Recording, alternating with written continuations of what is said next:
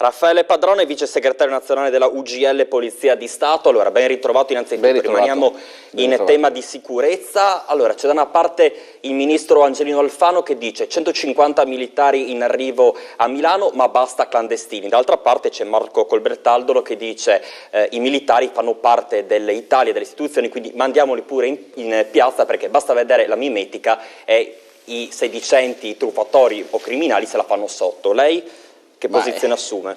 Che non saprei a chi dare ragione, se a Colbertaldo o Alfano, nel senso che Colbertaldo dice giusto che a Pordenone è arrivata una persona, Colbertaldo dice giusto che i militari fanno la loro parte nella città, Alfano dice io li prendo da Milano, adesso è finito l'emergenza del Giubileo e li porto lì, e così farà anche per la polizia, cioè invece di assumere nuove persone cosa fa? Li prende da lì, li sposta lì, quindi il problema rimane nelle piccole città. Il problema è quello che dice Alfano, fino al nuovo inizio emergenza profughi, ce ne sbarcano centinaia al giorno, cioè quando è che finisce?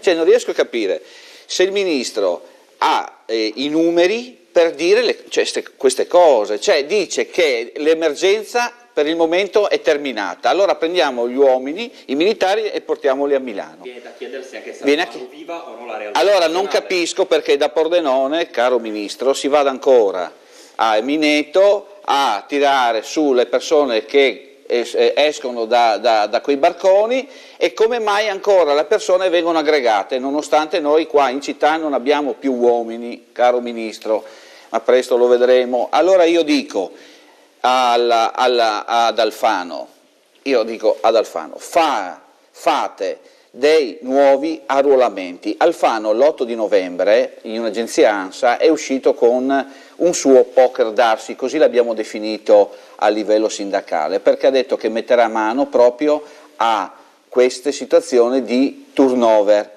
Ma io dico, a chi vuole prendere in giro? Lei, cari telespettatori, sapete cosa significa arruolare una persona? 3 anni, perché devono fare il concorso, devono bandire il concorso, poi devono essere visitati, poi devono fare un esame orale, uno scritto, passano 3 anni per un concorso, quando abbiamo già 599 persone che hanno superato tutto questo iter e sono da un anno e mezzo fermi.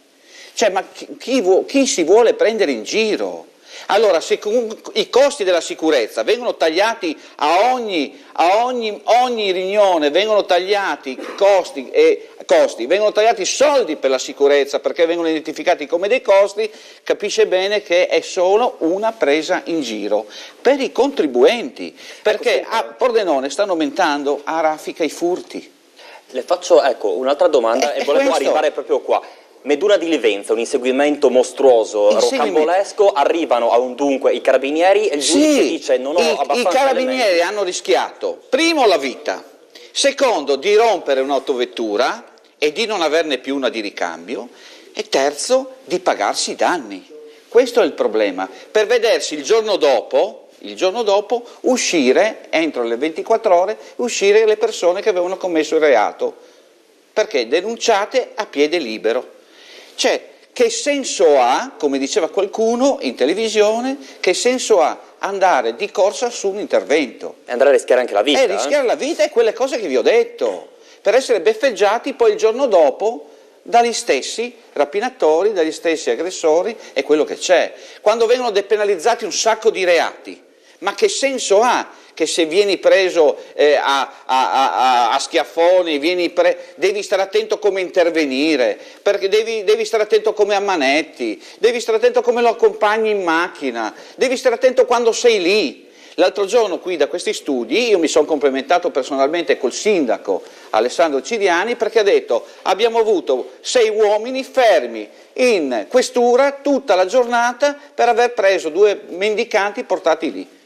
Non c'è neanche la volontà più di fare questo, diventa pericoloso questa situazione, non il fatto che mancano gli uomini o le forze.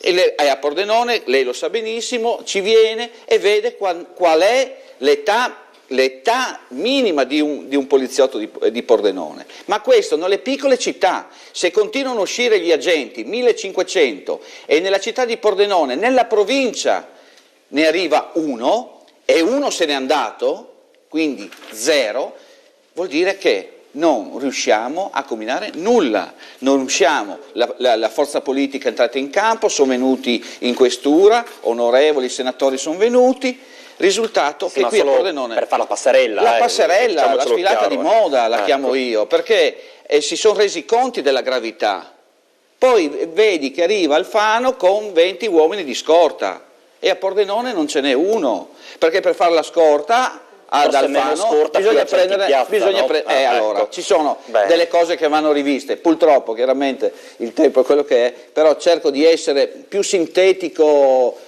nel possibile, per far capire al telespettatore, è inutile parlare di dati e numeri, questa è la realtà. Avremo sicuramente modo per riparlarne e approfondire un argomento molto delicato come il tema della sicurezza. Grazie intanto a Raffaele Padron, vice segretario nazionale della UGL, Polizia di Stato. Ieri Bagnoli, oggi